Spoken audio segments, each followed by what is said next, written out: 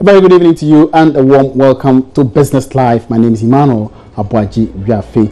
And coming up in this evening's edition, Deputy Minister of Optimism, new payment arrangement will help improve power supply in the country and prevent another huge debt buildup in the energy sector.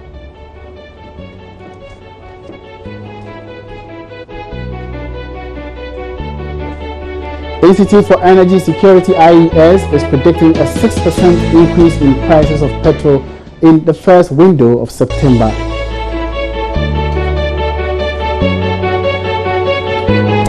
Also in this bulletin, Kasapreko Company Limited's MD, Richard Ajay, has called for a policy that will restrict the importation of certain beverages into the country.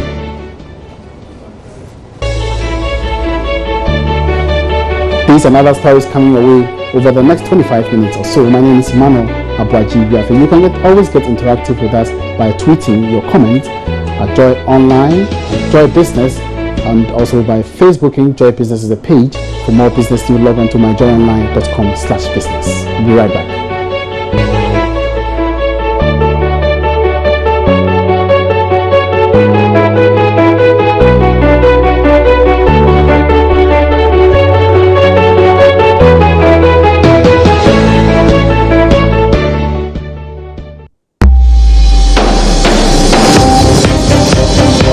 Business Live today is brought to you by GCB Bank.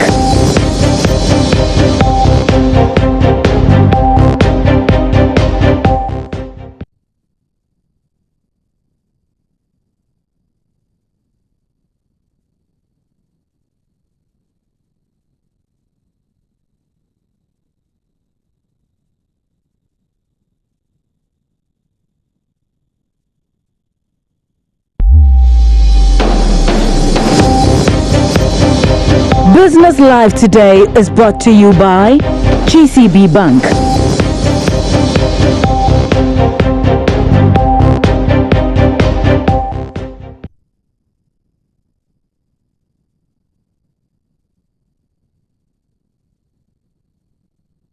Now, in our first story, Managing Director of beverage firm Kasapreko Company Limited, Richard Ajay, has called for a policy that will restrict the importation of certain beverages into the country. That, according to him, has become crucial not only to check the influx of substandard products, but more importantly, promote patronage of local beverages. Quite a few well-established local beverage manufacturing firms in the country. However, these companies face stiff competition from foreign beverages imported into the country.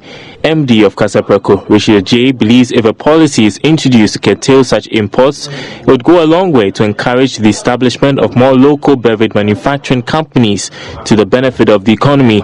For example, in our neighboring countries, sometimes when we try to export, they quickly tell you that we cannot bring, let's say, a gin into this market. Gin production is only left for local producers. We do sachet products. They'll only tell you that sachet product is only left for local producers. If you want to do, for example, in Nigeria, if you want to export beer into Nigeria, you have to set up a factory in Nigeria. So these are some of the things that other countries put in place to make sure that local industries are protected. We don't have that solid protection in Ghana. I mean, people bring anything from China, Europe, US, and just come and sell. Even a lot of the imported products are not even registered properly with our Food and Drugs Board and regulatory bodies.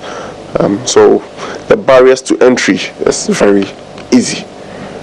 So if there are more stringent rules for imported products and also more policies to protect local industries, I mean, would be very good for us. Kasapreko Company Limited was adjudged the Manufacturing Firm of the Year at the Made in Ghana Product and Service Awards held last week. Its founder, Dr. Kwabena J, was named Industrialist of the Year. Mr. J says investments made in the local manufacturing firm are paying off. We have invested a lot over the past 5 years. We've invested over $30 million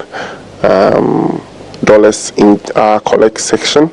We have also done almost about $40 million in our soft drinks section, soft drinks and water section. So in total, we've invested close to $70 million in this factory over the past 5 years. And this award shows that we've not invested wrongly. We've actually invested in new machinery that's put out best quality drinks and packages out there. Kasapreko Company Limited, which was set up 27 years ago, is also known for its wide alcoholic beverage brand portfolio. Now, some commercial banks have started drawing from a special account at the Bank of Ghana aimed at defraying part of the energy sector debts. This follows the payment of a fraction of VRA's 4.4 billion cedi debt by the Finance Minister, Seth Terkper. But could this help reduce the cost of borrowing, influence access to credit? Kweku Bedu Ado is MD for Standard Chartered Bank. Well, it will help to restore confidence in the system, but I think that's a bit the other conditions you'd look at for asset growth.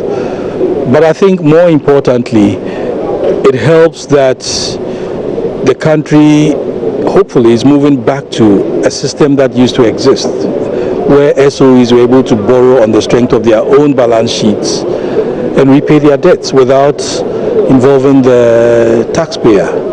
VRA built Volta Dam in the 60s and repaid their liabilities as they fell due and never had to come to a taxpayer to resolve anything. So we hope that going back to this system where proceeds are escrowed, there's risk participation so that no bank takes too much exposure on a single transaction, and more importantly, that the exposures are self-liquidating, brings back confidence into the entire financial sector.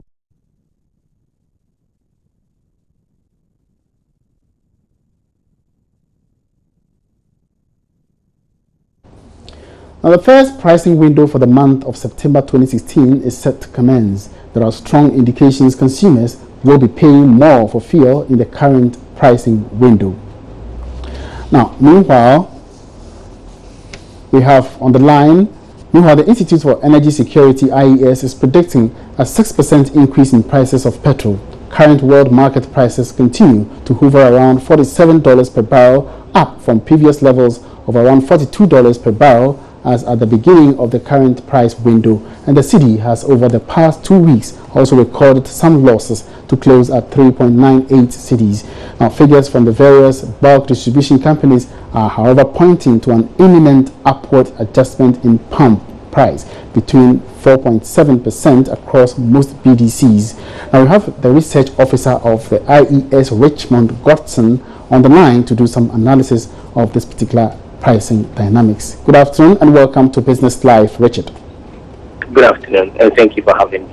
All right. Now, so what is informing your current prediction of a 6% increase in fuel prices? Good evening to your viewers as well. For us as IES, as you already know, before every pricing window, we do an analysis. We scan the market to find out what is happening. What we realize was that for the second, this is the first pricing window in September. But for the second pricing window in August, basically all OMCs reduced their prices as we predicted that we're going to see a reduction between 1 and 2%. And that happened. For this pricing window, a number of things have occurred that has orchestrated the upward adjustment of fuel prices, according to our report. Normally we use the local currency, that's the forex, that has relatively been stable, although there's a marginal loss as compared to the previous window. But when you take the price of crude, the price of crude oil has gone up a bit. It's been up from about $42 to about $47 as compared to the last pricing window. And we as a country import fuel. We are a net importer of fuel. So, and when you check, you realize that for the market, for finished products, we use Platts as the benchmark. And prices went up from $439.74 US to $492.34. That's a percent rise in the price of petrol. And when you take diesel, it went up from $369.50 to $425.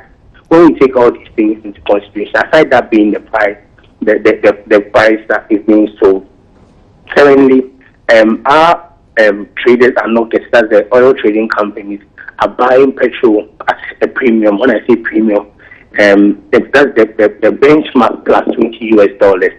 That's what we are buying now, and that's for diesel. For petrol, we are buying at a discount. So, when you take all these things into consideration, you realize that the prices definitely will go up to about 6%. Now, Richmond, I mean, over a period now, we've realized that even the stability of the city is quite good, or has improved a little bit. Now, oil prices are also unstable, hovering around 40, from 42 to 45 and 47.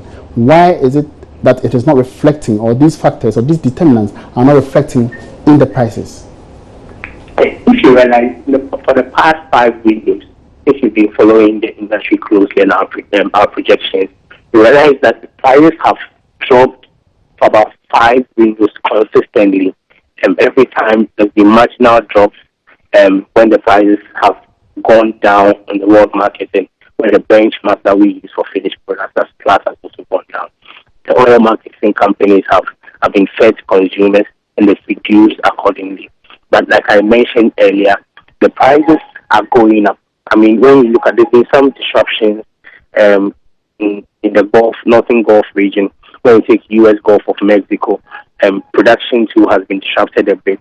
When you check OPEC, I'm sure you are aware that OPEC members are calling for a freeze in production because there's been oversupply.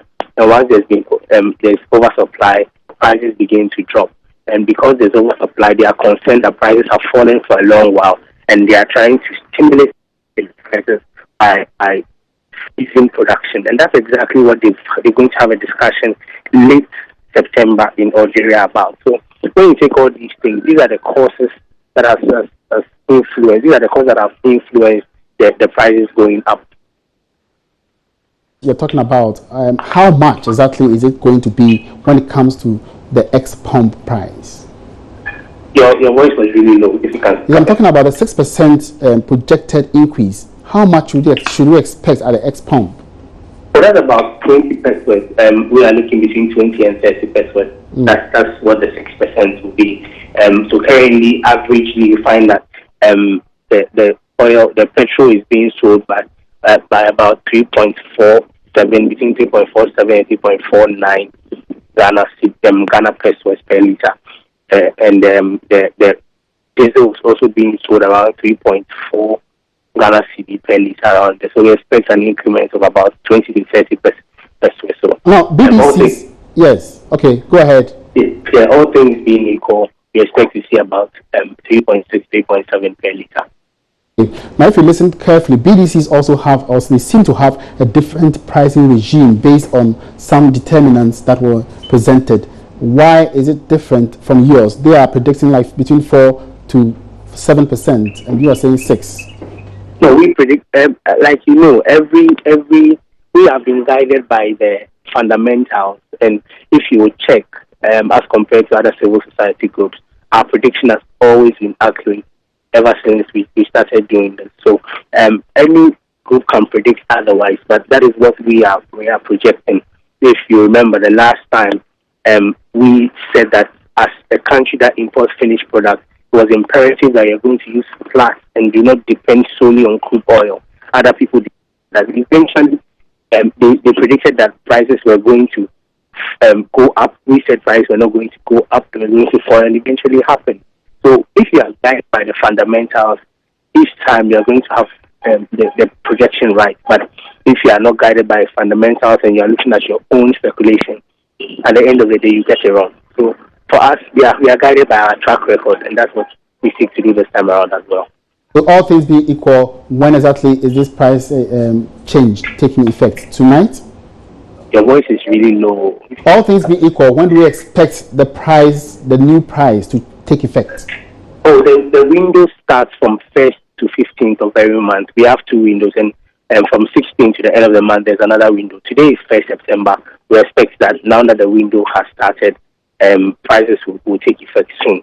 But as you know, we are in a deregulated market, and we are pleased with the deregulation policy. We laud the MPA, the government, and this institution for deregulating the market. And we are hoping that by virtue of competition, prices might not even go to that extent, all the way to 6%. All right, thank you very much for your time and your analysis. That was Principal Research Analyst Richmond Godson sharing his thoughts on projected price increases in the first pricing window of September.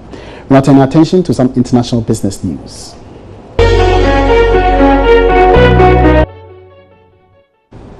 Welcome back to Business Live. Today is a Thursday, so it's now time for the business agenda, and Kuku Aban presents the business agenda.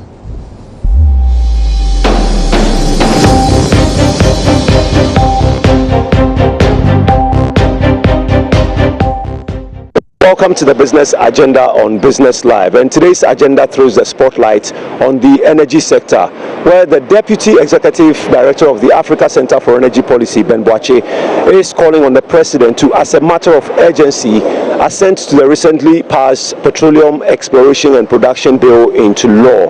He's worried 3 weeks after the passage of the bill, the President has yet to assent to it.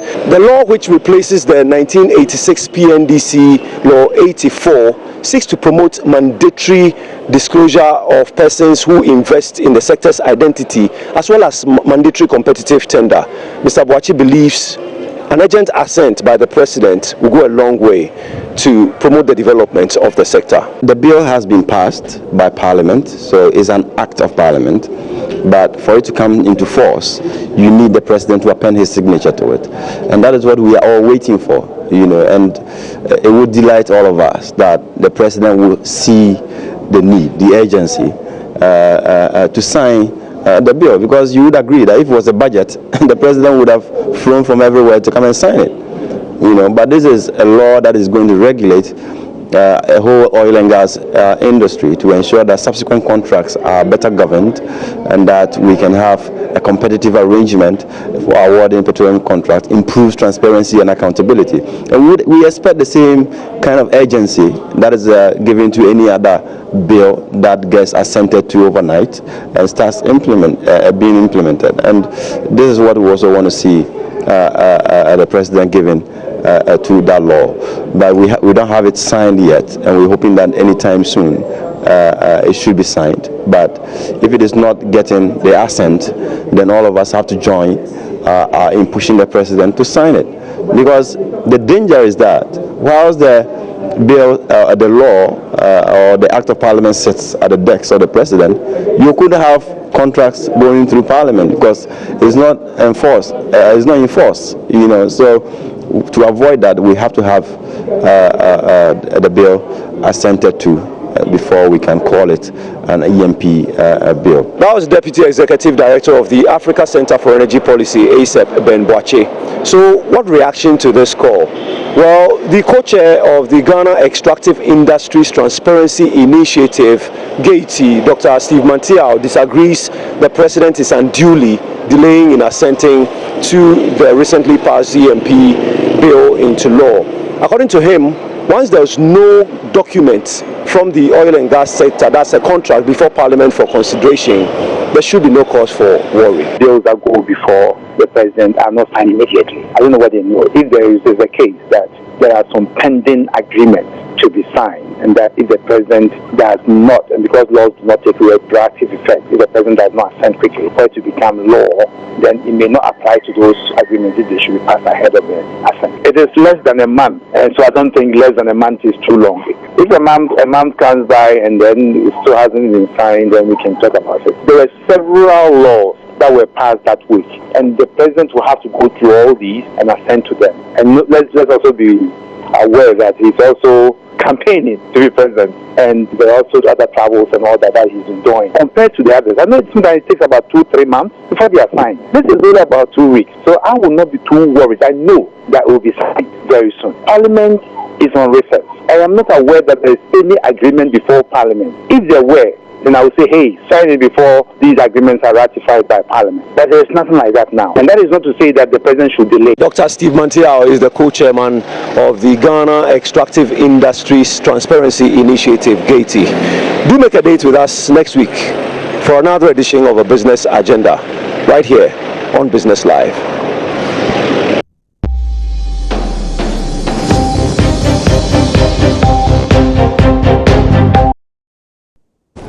All right, so welcome back. Now, in interview of the day, Deputy Power Minister John Jinapor is optimistic that the new energy sector payment arrangement will help improve power supply in the country and prevent another huge debt build-up in the energy sector.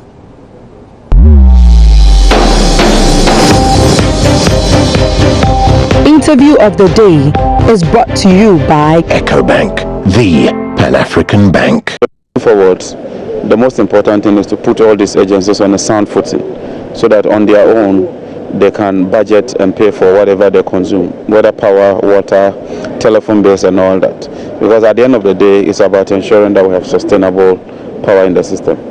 I spoke to Mr. Muna, I spoke to VRA on this whole issue about the gas supply. They were very, very confident that everything is normal, but it looks like for you, you're a little bit worried that there could be some blips in the system as a result of this gas shutdown. They are the technical people. I had a meeting with them. They briefed us and indicated that they put in place contingency measures. I was quite surprised at the reportage because what I did indicate is that you ought to switch the plants from gas to light crude. The good news is that we have adequate light crude supply, and so the issue of fuel is not a challenge.